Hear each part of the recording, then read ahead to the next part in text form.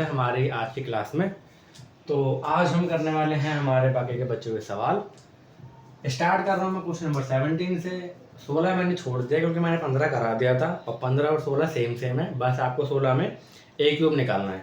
Board मेरा छोटा पड़ जाएगा इसलिए मैं ए क्यूब नहीं निकलवा रहा, वो आप खुद निकाल सकते हैं, मल्टीप्लाई करनी है बस। 17 देख ले, 17 अच्छा सवाल है। बोल रहा है कि मेरे पास एक मैट्रिक्स है ए, एक है आई, और मुझे ये इक्वेशन दे रखी है समीकरण, तो मुझे के का मान निकालना है। तो देखो लेफ्ट हैंड साइड में से क्या है, ए स्क्वायर है, सिंपल है, ए से ए की मल्टीप्लाई करनी है। तो मैं पहले करता हूँ, मैं इसको लिखता हूँ, समीकरण को लेकर चलता हूँ पूरा। ए स्क्वायर है, ए स्क्वायर का मतलब है 3 - 2 4 - 2, 3 - 2 4 - 2। ठीक है, क्या है के ए, तो मैं यहाँ पर के लिख देता हूँ, ए लिख दिया मैंने। 3 - 2 4 - 2, माइनस का 2i, 2 आई तो रखा है मुझे 1 0 0 1। मुझे ये समीकरण सॉल्व करके के का मान निकालना है। देखो मैं करूँगा गुणा, सिंपल सी बात है भाई, ये रो और ये पंक्ति, 3 3 9 प्लस 4 दूनी 8 माइनस का, ठीक है, 3 दूनी 6 माइनस का, प्लस माइनस का 2 गुणा में माइनस का 2, 4 3 12 प्लस और 2 चौक 8 माइनस का ही हो जाएगा, ठीक है। 4 दूनी 8 माइनस का, प्लस और 2 दूनी 4, तो माइनस में प्लस प्लस का 4 हो जाएगा।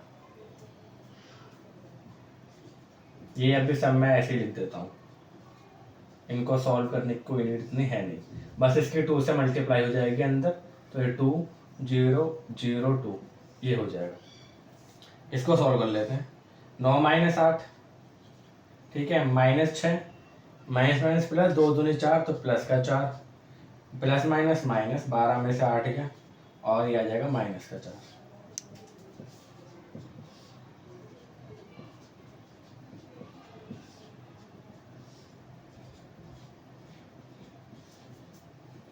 आगे सॉल्व कर लेते हैं इसको। ये कितना हो जाएगा 1, ये हो जाएगा माइनस का 2, ये हो जाएगा 4 और ये हो जाएगा माइनस का 4। ये जो आप व्यू है माइनस में दे रखा है, इसको मैं बराबर के इस तरफ ले आऊं तो ये क्या हो जाएगा, प्लस का हो जाएगा, बराबर के 3 - 2 4 - 2।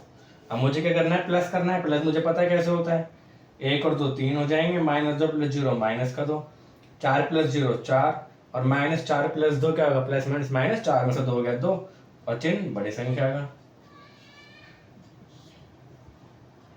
अब ये जो मैं आर्ग्यू दे रखा है आपको के साथ, ये गुणा में है, अगर मैं इसको इधर ले जाऊं तो ये नीचे आ जाएगा, और ऊपर वाला भी मैट्रिक्स और ये वाला भी आर्ग्यू दोनों क्या है, बराबर है, तो के बराबर क्या आ जाएगा भैया, ऐसे हो जाएगा कि 3 4 - 2 -2 डिवाइड बाय 3 4 -2 कट गया भैया, के बराबर क्या आ गया 1। तो इस समीकरण में जो के का मान आएगा वो आएगा हमारा 1। अब चलते हैं हमारे अगले क्वेश्चन पर। क्वेश्चन है मेरा क्वेश्चन नंबर 19। वो ये बोल रहा है कि भाई हमारे पास 30,000 रुपये कुल हैं, ठीक है, हमने उन्हें 2 तरह के बॉन्ड में स्कीम है उनमें निवेश किया, ठीक है, इन्वेस्ट किया। पहली जो बॉन्ड है वो दे रहा है मुझे 5% दर ब्याज की, दूसरा दे रहा है वो 7%, ठीक है। तो मुझे ये बताना आप व्यू के गुणनफल विधि से कि मैं कितना कितना इन्वेस्ट करूँ उन दोनों में 30,000 में से, कि मुझे 1800 ब्याज प्राप्त हो और दूसरे में मुझे 2100 ब्याज प्राप्त हो, ठीक है। दोनों में अलग अलग करना है, कुल है मेरे पास 30,000, तो ऐसा तो होगा नहीं कि मैं एक में सारे कर दूँ एक में नहीं करूँगा, कुछ मुझे इसमें भी करना है कुछ इसमें भी करना है, तो मुझे वही दोनों पार्ट निकाल लें कि किस में कितना कितना करना है, पर जो मेथड है वो होना चाहिए मेरा आर्ग्यू की गुणनफल विधि के द्वारा। देखो आप देखते हैं कि भाई ब्याज होता क्या है, बहुत पहले पढ़ा था, कुछ क्लास 8 में पढ़ा होगा कि साधारण ब्याज जो होता है वो क्या होता है, मूलधन गुणा दर गुणा समय, ठीक है। आप मूलधन मेरी निवेश राशि हो जाएगी, दर जो मुझे दे रखी है, और समय तो 1 साल का दिया हुआ है, ठीक है, वार्षिक लिखा है इसका मतलब 1 साल। और मुझे दिया है सडन ब्याज। ब्याज निकालना है मुझे ये कि अगर 1800 प्राप्त होगा मुझे, तो मुझे बताना है मुझे कितना कितना इन्वेस्ट करना है। और दूसरा केस है अगर मुझे 2100 प्राप्त करना है तो मुझे बताना है कितना कितना इन्वेस्ट करना है। ये फॉर्मूला याद रखना, इसका यूज है इस सवाल में। अब हम निकालते हैं पहले केस के लिए। मैं 1800 के निकालूंगा, 2100 के लिए आप खुद करेंगे। अगर इन केस आप पे सवाल नहीं होते तो आप कमेंट सेक्शन में लिख देना, मैं अगली सवाल क्लास में वो सवाल करा दूंगा। ठीक है। सबसे पहला केस कि जब मुझे 1800 का ब्याज चाहिए। ठीक है। अब देखो सबसे पहले क्या करना है कि मैंने लिखा कि माना 5% बॉन्ड में निवेशित राशि। मैंने मान लिया कि भाई मैंने x रुपीज़ जो है वो निवेश करें 5 में, तो 7% में 7% बॉन्ड में निवेशित राशि कितनी हो जाएगी। जब मैंने x इसमें निवेश कर दिया है तो मेरे पास जो बचेगी वो 30,000 में से अगर मैं x घटा दूंगा उतनी बचेगी। ठीक है। और मैं अगर इसका आव्यूह रूप लिखता हूँ तो यहाँ पे लिखो कि निवेशित राशियों का आव्यूह रूप, तो क्या हो जाएगा, पहले में x, दूसरे में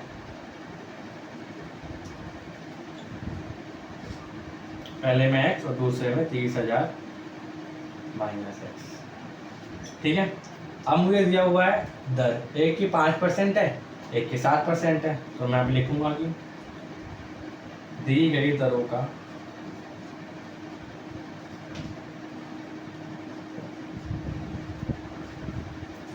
आव्यूह रूप।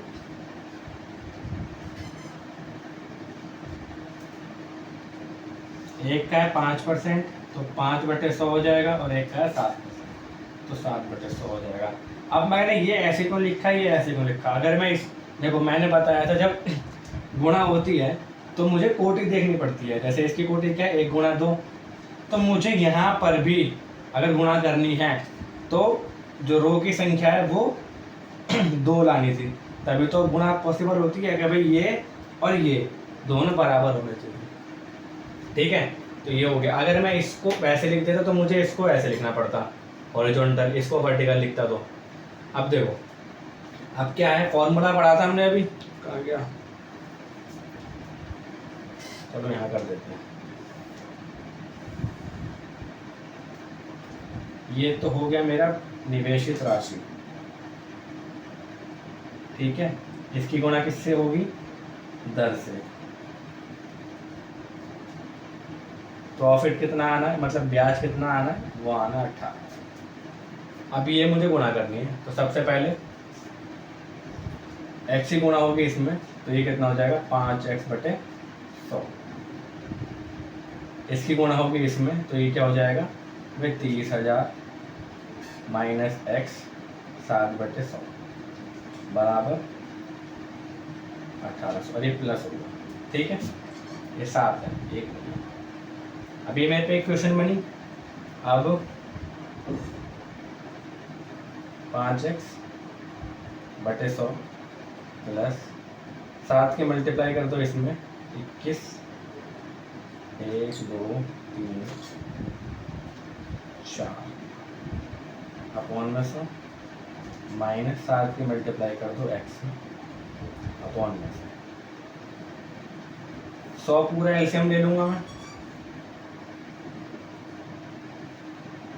क्या बचा यहाँ पर 5x, यहाँ बचा 21, 1 2 3 4 माइनस का 7x बराबर 1800। अभी मैं यहाँ से जरा रिमूव करता हूँ थोड़ा सा।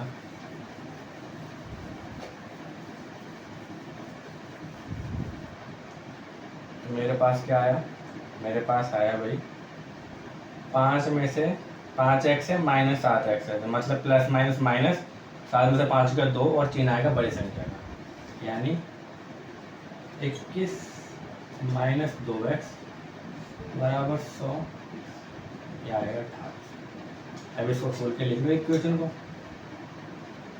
-2x 100 है डिवाइड में, और उधर जाके क्या जाएगा मल्टीप्लाई में, ठीक है। ये इधर आ जाएगा, 2x उधर भेज दो तो ये इधर आके माइनस का हो जाएगा, 2x वहाँ जाके प्लस का हो जाएगा।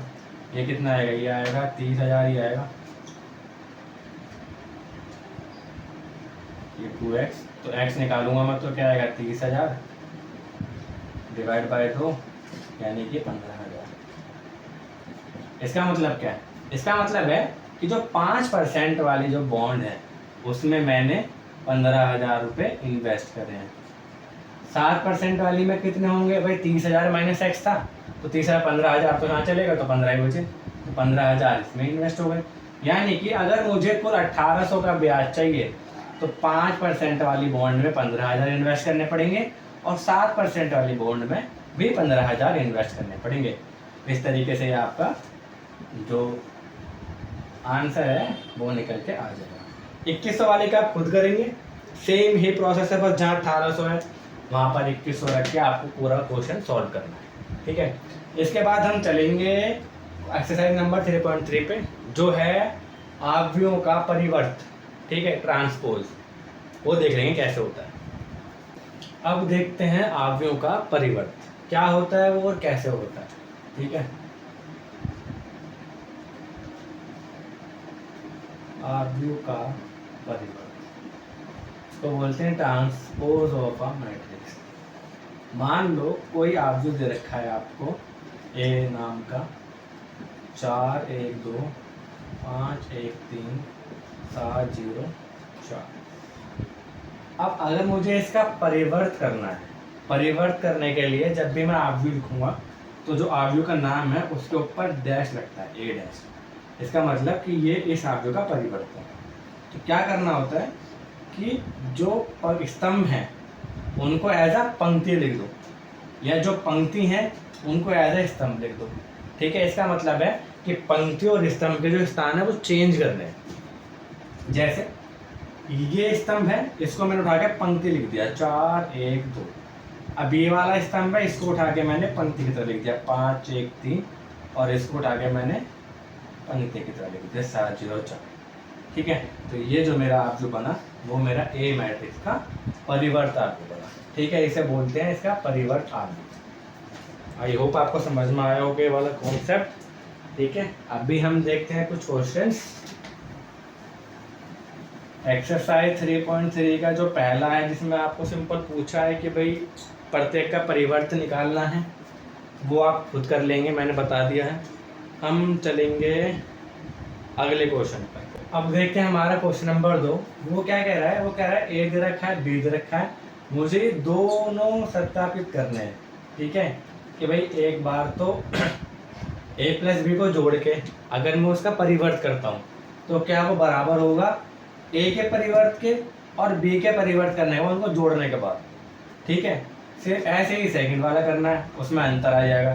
तो इन दोनों में से मैं एक करूंगा, मैं पहला वाला करूंगा, दूसरा आप खुद करेंगे। कैसे करना है, सबसे पहले मैं लिखूंगा लेफ्ट हैंड साइड, ठीक है।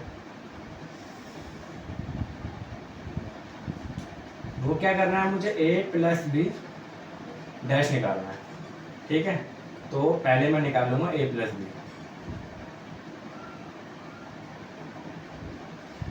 तो क्या आएगा -1 5 माइनस का 2 2 7 1 3 9 1 प्लस -4 1 1 1 2 3 और -5 0 1। जोड़ना है, संगत अवयव जोड़ते हैं, -1 प्लस -4 5 प्लस 1 -2 प्लस 1, ठीक है। 2 plus 1 7 plus 2 1 plus 3 3 plus -5 9 plus 0 और 1 प्लस 1। अब इसको सॉल्व कर लेंगे, प्लस माइनस माइनस हो जाएगा, माइनस का 1 माइनस का 4, ये हो जाएगा माइनस का 5 5 और 1 6, ये माइनस का 1 2 और 1 3 7 2 9 3 और 1 4 प्लस माइनस माइनस, 5 में 3 गया 2, 3 बड़ी संख्या का 9 2। ये आ गया मेरा क्या, ये आ गया मेरा a प्लस बी। ठीक है, और अब मैं इसका परिवर्त करूँगा। मैंने अभी बताया था, मैं जो ये पंक्ति हैं उनको मैंने स्तंभ की तरह लिख दिया। 6 9 9 माइनस 1 4, ये आ गया मेरा a प्लस बी का परिवर्त। अब मुझे निकालनी है राइट हैंड साइड, तो उसमें क्या निकालना है, सबसे पहले निकालना है मुझे a का परिवर्त। a का परिवर्त करूँगा तो जितनी भी पंक्तियाँ हैं मैंने उनको स्तंभ की तरह लिख दूंगा। ठीक है, तीसरी पंक्ति लिख दी। ऐसे ही b का परिवर्त करूँगा तो जो पंक्तियाँ हैं उनको स्तंभ की तरह लिख दिया, 1 2 0 और 1 3। अब मुझे क्या निकालना है भाई, a dash plus b dash. -1 2 3 5 7 9 -1 1 1 -4 1 -5 1 2 0 1 3 1। अब मैं जोड़ लेता हूँ इनके संगत अवयव, तो ये क्या हो जाएगा, -1 plus -4 2 plus 1 3 plus -5 5 plus 1 7 plus 2 9 plus 0 -2 plus 1 1 plus 3 और 1 प्लस। अब इसको सॉल्व कर लेते हैं। प्लस माइनस माइनस, -1 -4 सिंपल हो गया, माइनस का 5 2 और 1 3 प्लस माइनस माइनस, 5 में 3 गया 2 5 और 1 6 7 2 9 9 0 9 -1 4 2। ये आ गया मेरा a dash plus b dash, और ये है मेरा a प्लस b का b डैश। तो अगर मैं देखूं तो दोनों के दोनों बराबर हैं, तो यहाँ पर लिख दो कि इसलिए ये लाइन लिखने के बाद आप लिख सकते हैं कि a प्लस b का डैश बराबर a dash plus b dash इति सिद्धम। ये आपने सिद्ध कर दिया। इसका सेकंड पार्ट आप खुद करना, अगर ना हो तो मुझे कमेंट सेक्शन में बता देना। तो अब चलते हैं हमारे क्वेश्चन नंबर 4 पर। क्वेश्चन नंबर 3 और 2 सेम है, वो आप खुद कर लेना। ठीक है, उसमें टाइम वेस्ट करने से अच्छा है मैं क्वेश्चन 4 बता दूँ आपको। क्वेश्चन नंबर 4 कह रहा है मुझे a डैश दे रखा है, b दे रखा है, मुझे इसका मान निकालना है। देखो जैसे हमने a से a डैश किया था वैसे हम a डैश से a पर आ सकते हैं। ठीक है, तो मुझे इसके लिए क्या क्या निकालना है, सबसे पहले a निकालना है। तो मुझे लिखना है, पहले दिया है a डैश बराबर माइनस का 2 1 3 2। ठीक है, तो मुझे a निकालने के लिए सेम मैंने इसके जो स्तंभ है उनको पंक्ति की तरह लिख दिया। ठीक है, ये मेरा आ गया a। अब मुझे क्या निकालना है, 2b निकालना है।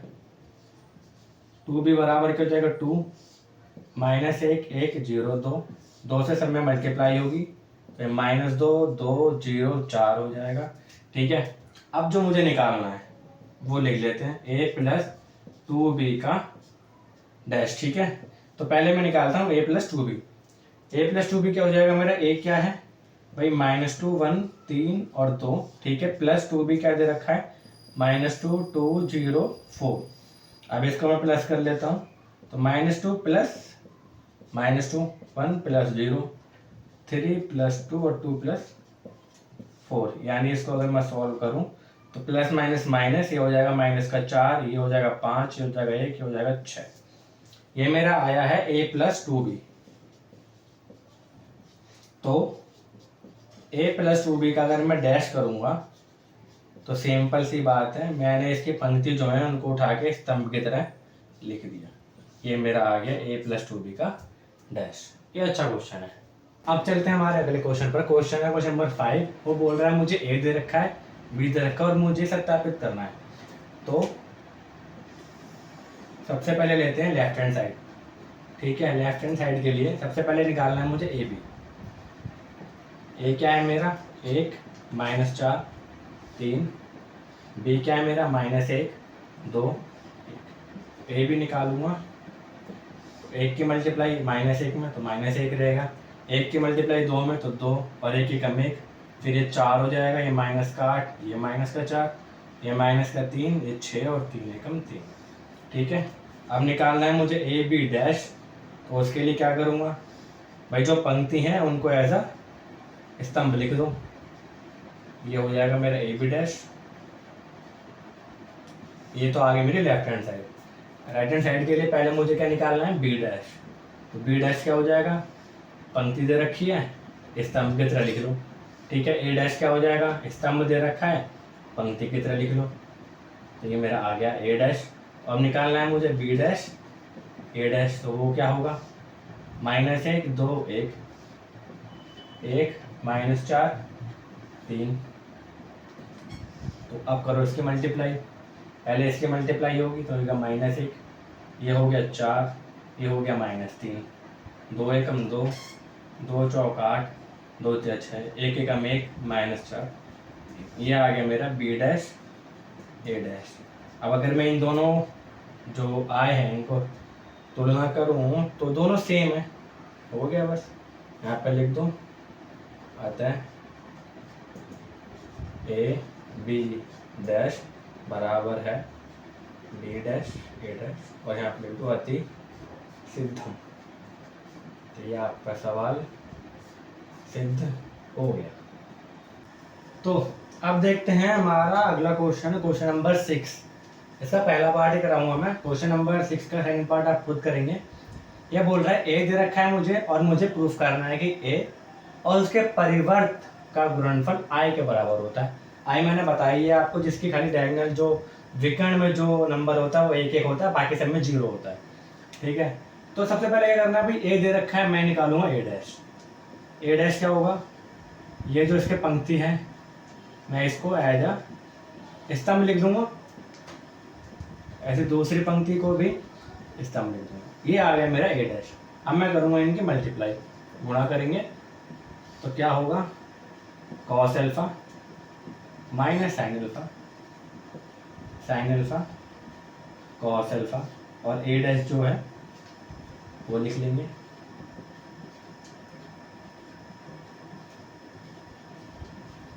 Cos alpha. अब देखो गुणा करेंगे, कॉस की कॉस से cos square alpha plus sign की साइन से साइन स्क्वायर अल्फा। ठीक है, अब आ जाएंगे अगला, cos alpha sine alpha minus का है तो माइनस का हो जाएगा, plus sine alpha cos alpha. अब आ जाओ इस पे, माइनस का sine alpha cos alpha plus minus का माइनस माइनस प्लस हो जाएगा, तो ये साइन स्क्वायर नहीं, हाँ इसका हो गया, अब इसका होगा तो कॉस अल्फा साइन अल्फा। अब आगे स्तंभ के लिए माइनस साइन अल्फा, ये हो जाएगा साइन स्क्वायर अल्फा प्लस का, और कॉस अल्फा प्लस का कॉस स्क्वायर अल्फा। ये तो मुझे पता है समीकरण होता है, तो इसकी मान 1 हो जाएगा, इसका मान भी 1 हो जाएगा। ये हो गया 1, ये हो गया 1, यही चीज़ प्लस में है, यही चीज़ माइनस में है, कट गई, सेम कट गई। तो ये 0, ये 0, यही मैंने बताया क्या होता है, आई के बराबर होता है। ये आ गया मेरा राइट हैंड साइड। ठीक है, ये थी मेरी लेफ्ट हैंड साइड। तो इस तरीके से हम कर सकते हैं। सेकंड पार्ट भी सेम ऐसा ही है, आप वो खुद करेंगे।